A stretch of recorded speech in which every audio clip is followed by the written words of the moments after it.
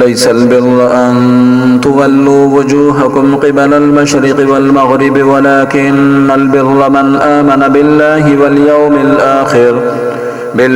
واليوم الآخر والملائكة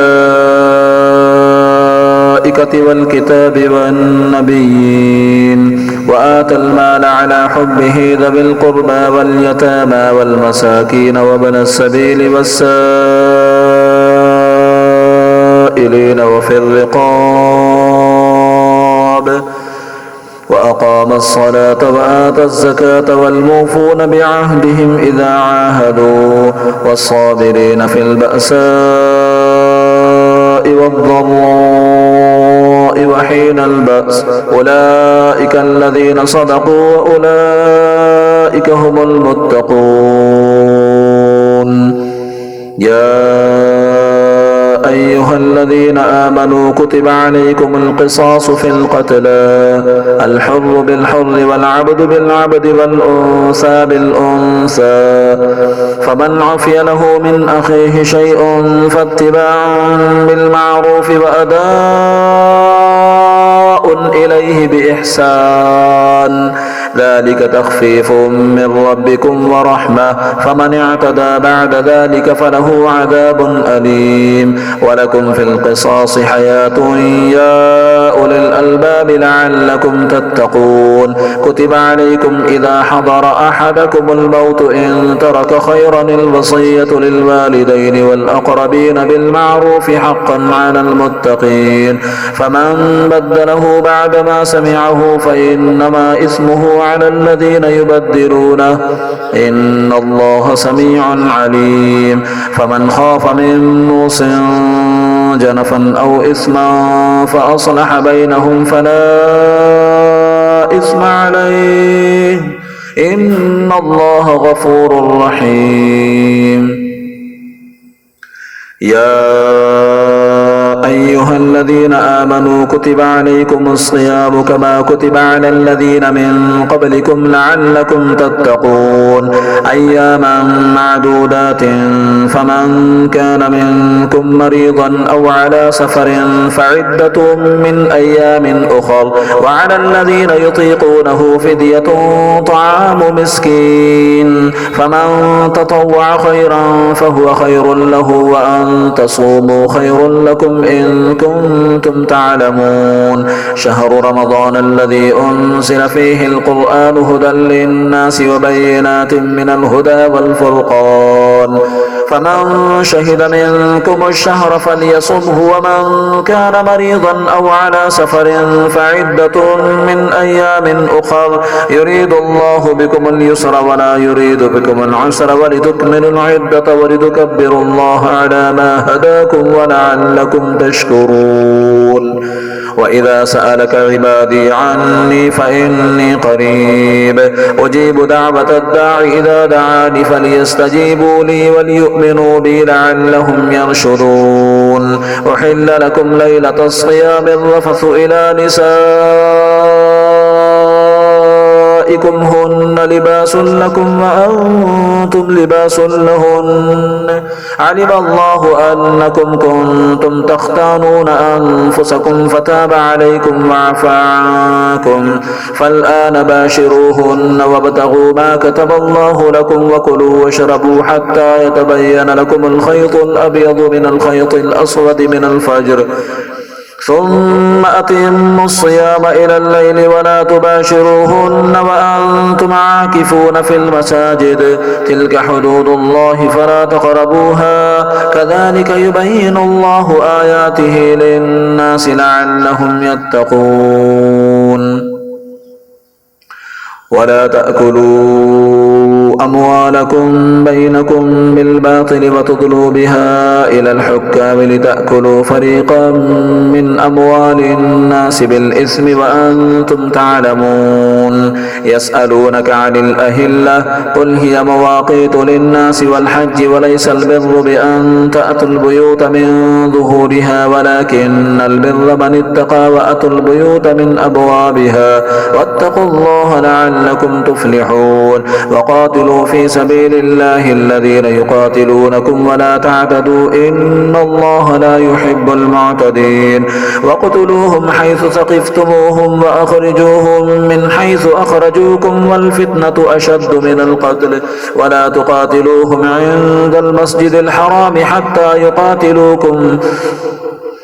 عند المسجد الحرام حتى يقاتلوكم فيه فإن قاتلوكم فاقتلوهم كذلك جزاء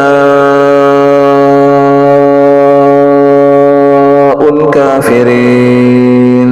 فإن انتهوا فإن الله غفور رحيم وقاتلوهم حتى لا تكون فتنة ويكون الدين لله فإن انتهوا فلا عدوان إلا على الظالمين الشهر الحرام بالشهر الحرام والحرمات قصاص فمن اعتدى عليكم فاعتدوا عليه بمثل ما اعتدى عليكم واتقوا الله واعلموا أن الله مع المتقين وأنفقوا في سبيل الله ولا تلقوا بأيديكم إلى التهلكة وأحسنوا إن الله يحب المحسنين وأتموا الحج والعمرة لله فإن أحصرتم فما استيسر من الهدي ولا تحلقوا رؤوسكم حتى يبلغ الهدي محله فمن كان منكم مريضا أو به أذى من رأسه ففدية من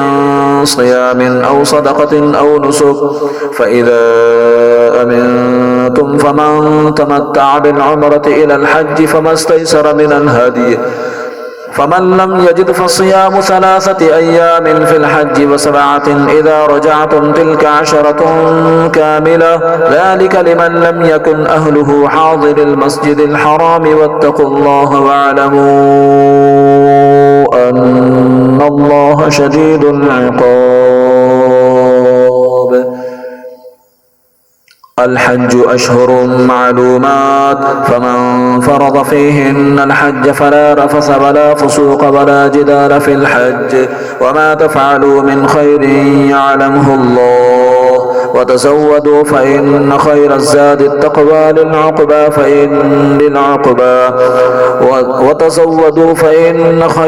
التقوى وتزودوا فإن خير الزاد التقوى واتقون يا أولي الألباب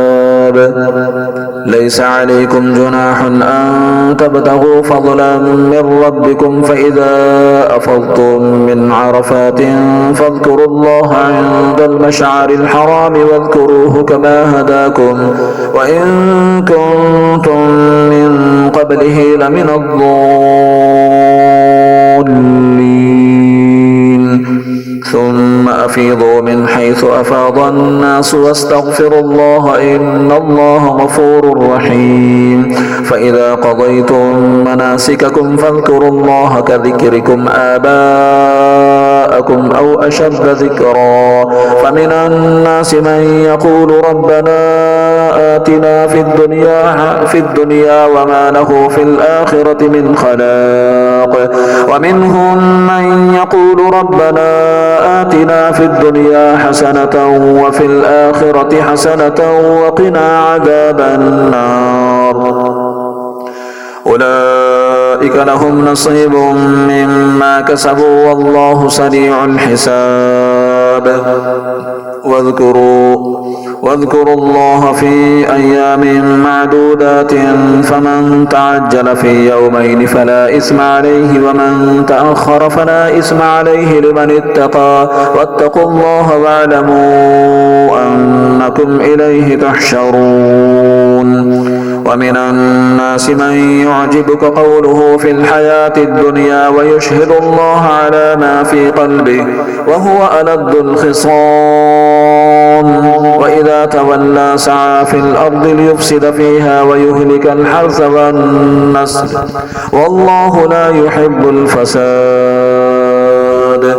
وإذا قيل له اتق الله أخذته العزة بالإثم فحسبه جهنم ولبئس المهاد ومن الناس من يشري نفسه ابتغاء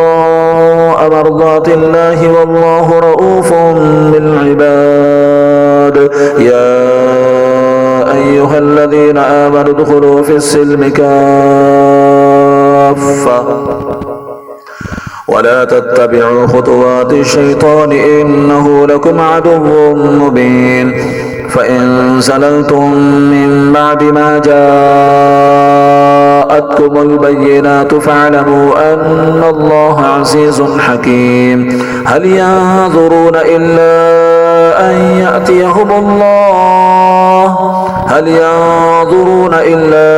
يأتيهم الله في ظلل من الغمام والملائكة وقضي الأمر وإلى الله ترجع الأمور سل بني إسرائيل كم آتيناهم من آية بينة ومن يبدل نعمة الله من بعد ما جاءته فإن الله شديد العقاب